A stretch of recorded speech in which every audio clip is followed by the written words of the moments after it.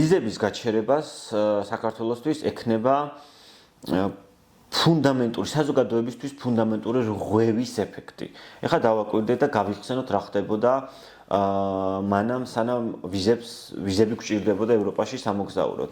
საზოგადოების დიდი ნაწილი ვერ ადასტურებდა საელჩოებში 6 თვიან ამ მონაწერს სრულფასოვან შემოსავალს იმისთვის, რომ გარანტია ყოფილიყო ევროპის სახელმწიფოსთვის, რომ ეს ადამიანი იქ დასარჩენად არ გარბის. საქართველოს მოსახლეობის უმრავლესობა ვერ დაადასტურებს ამ თანხებს, რასაც იქ ითხოვდნენ. რიგები, რომელიც იყო გავახსენოთ საზოგადოებას, ვერც დაავიწყდა, 7 წელი, რამდენი წელი გავიდა? 7 წელი გავიდა, რაც თავისუფალი მოსვლა გვაქვს.